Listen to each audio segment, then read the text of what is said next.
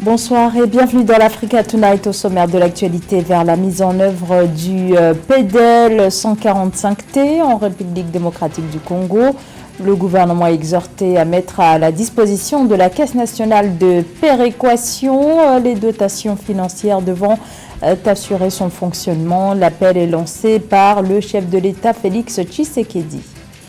L'Afrique du Sud est soumise à des coupures de courant quasi quotidiennes depuis plus de 6 mois, une situation qui ralentit la vie quotidienne des habitants, mais aussi des pans entiers de l'économie. Quelle réponse de la part du gouvernement? Élément de réponse à suivre dans ce journal.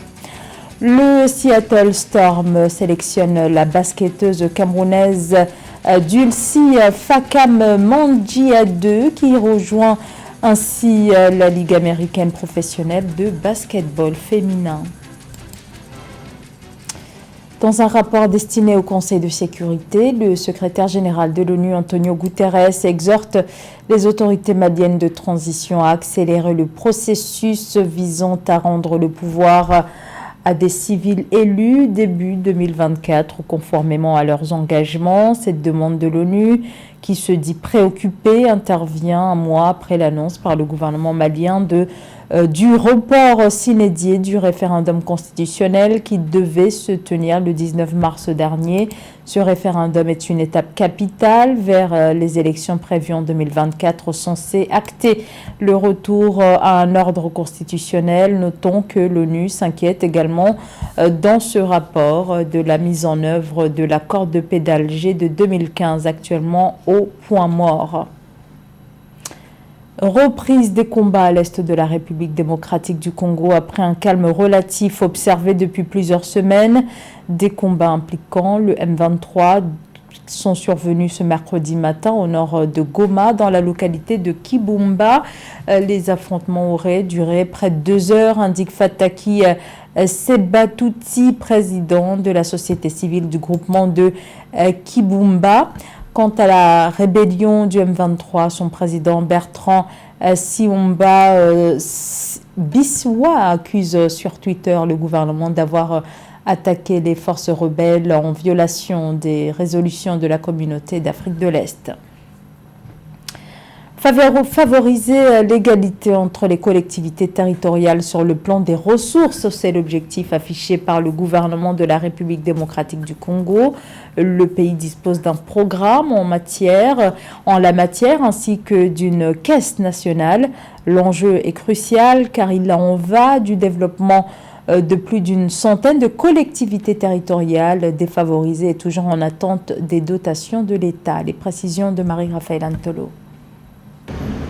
En République démocratique du Congo, le président Félix Tshisekedi a instruit le gouvernement de tout mettre en œuvre pour viabiliser la Caisse nationale de péréquation afin de booster le programme de développement local de 145 territoires. Outre cette recommandation faite le 7 avril 2023, le président a également exhorté le gouvernement à passer à la phase de réalisation du projet de construction de la route Kamba afin que les travaux puissent être lancés d'ici mai 2023. La construction de la route de Kamba permettra d'ailleurs de la relier à la nationale numéro 1. Le président de la République a rappelé au gouvernement son engagement pris lors de la dernière conférence de gouverneurs tenue à Mbandaka en décembre 2022 sur la nécessité d'impulser la Caisse nationale de péréquation et de veiller à son opérationnalisation afin de se conformer aux prescrits de la Constitution et de la loi portant organisation et fonctionnement de la dite caisse.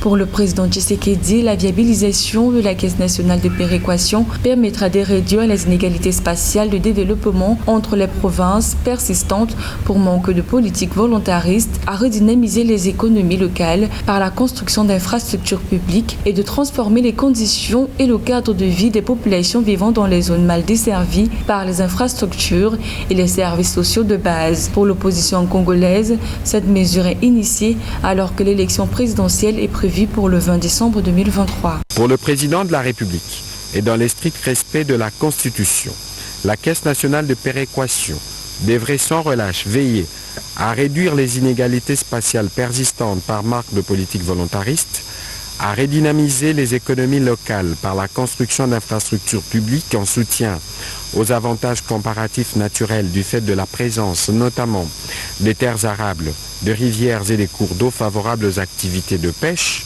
à transformer les conditions et les cadres de vie de nos populations dans les zones jusque-là mal desservies par les infrastructures et les services sociaux de base. Rappelons que la Caisse nationale de péréquation est chargée d'assurer la solidarité nationale en luttant contre les disparités en matière de développement entre les entités territoriales. Par ailleurs, le président a souligné la nécessité pour le gouvernement de mettre à la disposition de cette institution les ressources financières indispensables pour son fonctionnement et pour le financement des différents projets d'investissement public. Rappelons que c'est lors de la 93e réunion du Conseil des ministres que ces points ont été soulignés. Les listes électorales de Madagascar comptent 9,6 millions d'inscrits. D'après la Commission électorale nationale indépendante, la région d'Analamanga compterait le plus grand nombre d'électeurs. La fin de l'enrôlement prend fin le 10 juin 2023. C'est en octobre 2022 que la Commission électorale a démarré le recensement dans le cadre de la refonte totale de la liste électorale dans la perspective de la prochaine élection présidentielle dont le premier tour est prévu le 9 novembre prochain. Des villes plongées dans le noir des heures durant. Depuis plusieurs mois, l'Afrique du Sud connaît des pannes régulières d'électricité d'une ampleur sans précédent. Dans ce pays encore largement dépendant des énergies fossiles et qui est par ailleurs confronté à un surendettement de la Société nationale d'électricité.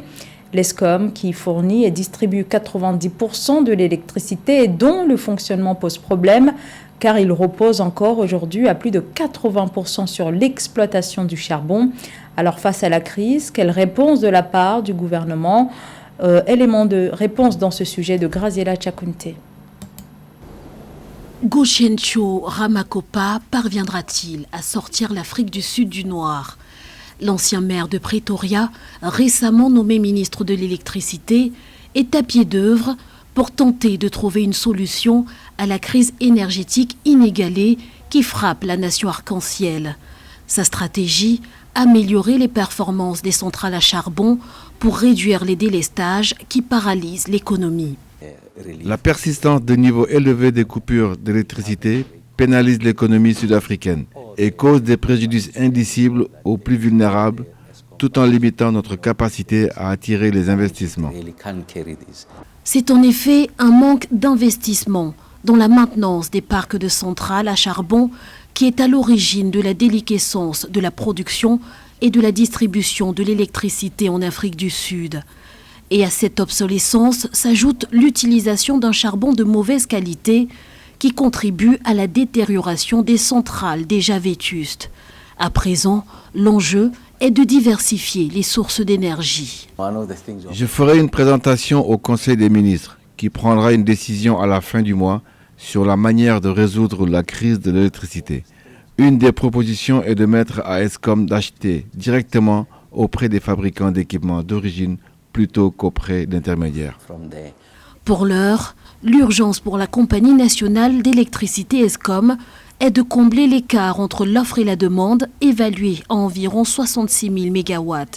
Faute de quoi, les autorités sud-africaines mettent en garde contre un hiver sombre et froid.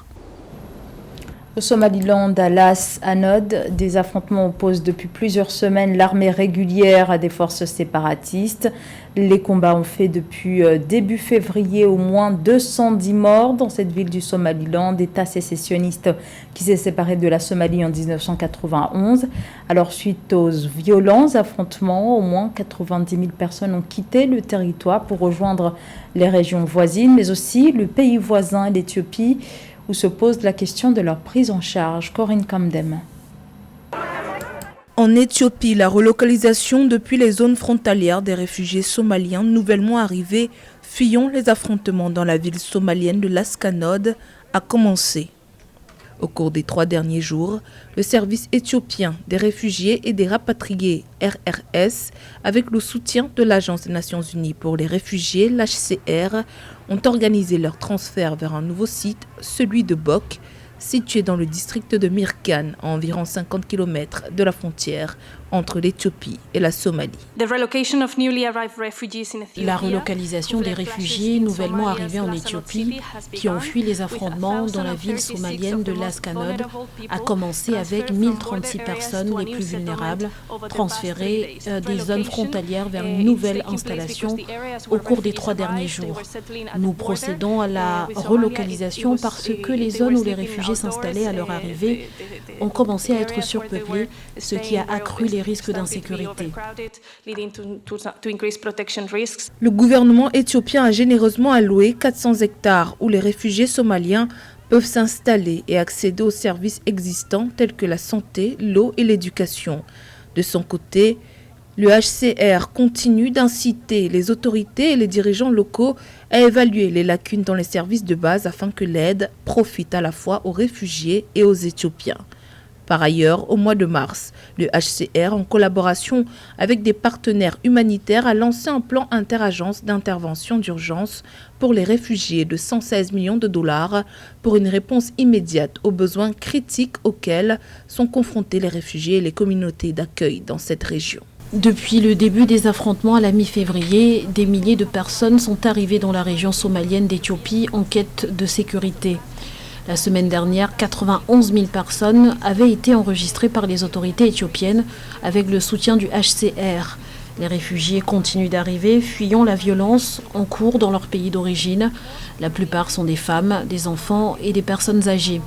Parmi eux se trouvent plus de 3 400 enfants et adolescents non accompagnés et séparés. Les réfugiés somaliens continuent d'affluer dans la région éthiopienne Somalie afin d'échapper aux affrontements et à l'insécurité dans la ville de Lascanod, dans la région de Saule. L'Éthiopie accueille des réfugiés depuis des décennies et accueille actuellement près de 990 000 réfugiés de pays voisins comme le Soudan du Sud, la Somalie, l'Érythrée et le Soudan.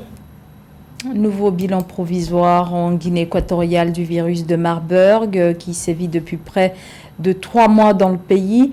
Depuis l'apparition des premiers cas en janvier 2023, il y a eu 11 décès confirmés selon le nouveau bilan du ministère de la Santé rendu public ce mardi. Le ministère fait également état de 15 cas positifs et de 385 cas contacts.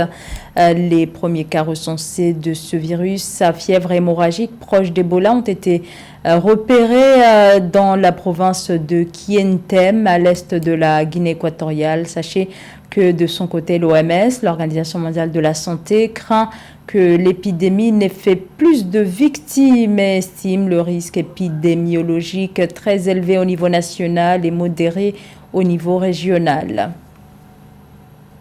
Dulcie Fakam Mengia 2 intègre la Ligue nationale américaine de basketball féminin. Dulcie Fakam Mengia 2, 23 ans, est la deuxième basketteuse camerounaise à rejoindre la Ligue américaine professionnelle.